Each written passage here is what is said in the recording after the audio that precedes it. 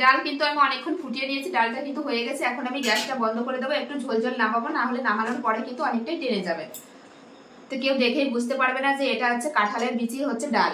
বন্ধুরা কত সহজ এই রেসিপিটা, কাঁঠালের দানার ডাল। তো এই ডালটা কিন্তু তোমরা লুচি, রুটি, পরোটা এবং কি ভাতের সঙ্গে খুব ভালো লাগবে বন্ধুরা খেতে। দেখো কত সুন্দর হয়েছে ডাল।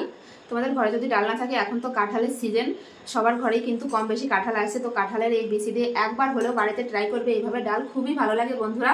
তো আমি এটা কিন্তু নমস্কার বন্ধুরা, তোমাদের সবাইকে অনেক অনেক স্বাগত জানাই বন্যা রান্নাঘরে। আর আজকে আমি তোমাদের সঙ্গে শেয়ার করব হচ্ছে কাঁঠালের বীজের হচ্ছে ডাল।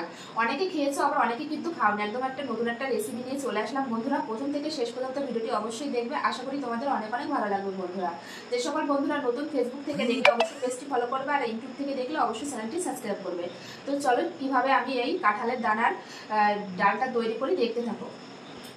তো এখানে আমি এক বাটি কাঁঠালের দানা নিয়েছি, এটা কিন্তু আমি কেটে উপরের যে একটা শক্ত অংশ থাকে সেটা কিন্তু আমি ফেলে দিয়েছি, এই যে দিয়ে এইভাবে কেটে নিয়েছি। তো এখন এই কাঁঠালের দানাটা আমি কিন্তু খুব সুন্দর করে ধুয়ে নেব। প্রথমে কাঁঠালের দানা কিন্তু আমি খুব সুন্দর করে ধুয়ে নিয়েছি, এখন আমি সেদ্ধ করে নেব। তোমরা চাইলে কিন্তু কড়াইতেও সেদ্ধ করতে পারো, আবার কুকারে। তো আমি আজকে কিন্তু কুকারে সেদ্ধ করে নেব। তো কুকারে কিন্তু দিয়ে দেবো, দিয়ে খুব ভালো করে সেদ্ধ করে নেব। তো এর ভিতরে দিয়ে দেবো পরিমাণ মতো জল, আর দিয়ে দেবো হচ্ছে লবণ, দিয়ে খুব সুন্দর করে সেদ্ধ করে নেব। কাঁঠালের বীজগুলো কিন্তু খুব সুন্দর করে সেদ্ধ করে নিয়েছি, নিয়ে কিন্তু একটা গামলার ভিতরে ঢেলে নিয়েছি। এখন একটা গ্লাস নিয়েছি, গ্লাসের এই পিছন সাইডটা কিন্তু দিয়ে আমি একটু ম্যাশ করে নেব। তো দেখো গ্লাসের সাহায্যে কিন্তু খুব সুন্দর করে ম্যাশ করে নিয়েছি, এই যে খুব সুন্দর করে কিন্তু ম্যাশ করে নিতে হবে। খুব সুন্দর করে কিন্তু ম্যাশ করে নিয়েছি। এই সাইডে গ্যাসের উপর কিন্তু কড়াই বসিয়ে দিয়েছি, কড়াইটা গরম হলে এবার দিয়ে দেবো কড়াইতে তেল। তেল গরম হয়ে গেছে, এবার ফোড়ন করে নেবো। ফোড়ন দিয়ে দেবো একটা তেজপাতা আর শুকনো লঙ্কা, গোটা জিরে। এবার দিয়ে দেবো হচ্ছে রসুন কুচি, বড় সাইজের একটা পেঁয়াজ কুচি।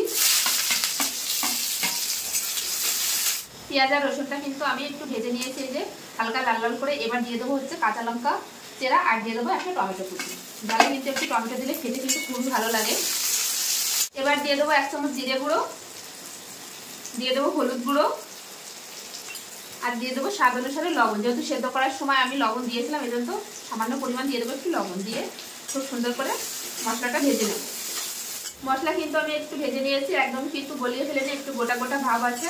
তো এখন আমি যে সেদ্ধ করা কাঁঠালের দানাটা, তো সেটা কিন্তু দিয়ে দেবো এখন।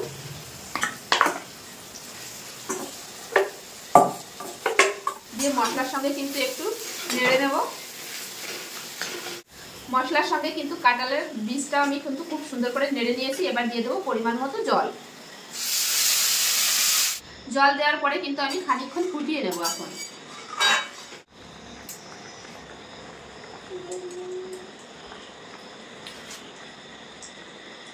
ডাল কিন্তু আমি অনেকক্ষণ ফুটিয়ে নিয়েছি, ডালটা কিন্তু হয়ে গেছে। এখন আমি গ্যাসটা বন্ধ করে দেবো, একটু ঝোল ঝোল নামাবো, না হলে নামানোর পরে কিন্তু অনেকটাই টেনে যাবে, তো কেউ দেখেই বুঝতে পারবে না যে এটা হচ্ছে কাঁঠালের বিচি হচ্ছে ডাল। বন্ধুরা কত সহজ এই রেসিপিটা, কাঁঠালের দানার ডাল। তো এই ডালটা কিন্তু তোমরা লুচি, রুটি, পরোটা এবং কি ভাতের সঙ্গে খুব ভালো লাগবে বন্ধুরা খেতে। দেখো কত সুন্দর হয়েছে ডাল। তোমাদের ঘরে যদি ডাল না থাকে, এখন তো কাঁঠালের সিজন, সবার ঘরেই কিন্তু কম বেশি কাঁঠাল আসছে, তো কাঁঠালের এই বিচি দিয়ে একবার হলেও বাড়িতে ট্রাই করবে, এইভাবে ডাল খুবই ভালো লাগে বন্ধুরা। তো আমি এটা কিন্তু পেঁয়াজ রসুন দিয়ে করেছি এই ডালটা। তোমরা চাইলে কিন্তু নিরামিষভাবেও করতে পারো, খেতে কিন্তু খুবই ভালো লাগে বন্ধুরা। তো আজকের এই রেসিপি কাঁঠালের বিচির হচ্ছে ডাল কেমন লাগলো বন্ধুরা অবশ্যই কমেন্টে জানাবে। ভালো লাগলে অবশ্যই লাইক কমেন্ট শেয়ার করবে, শেয়ার করে কিন্তু নতুন বন্ধুদের দেখার সুযোগ করে দেবে। দেখো বন্ধুরা কত সুন্দর হয়েছে। এরকম নিত্য নতুন ভিডিও দেখতে হলে অবশ্যই বন্যা রান্নাঘর চ্যানেলটি সাবস্ক্রাইব করবে। যে সকল বন্ধুরা ফেসবুক থেকে দেখছো অবশ্যই কিন্তু পেজটি ফলো করো। তো আজকের মতো ভিডিওটি এখানেই শেষ করছি, আবার দেখা হবে নতুন একটা রেসিপির সঙ্গে। ততক্ষণের জন্য বাই, সবাই ভালো থেকো, সুস্থ থেকো।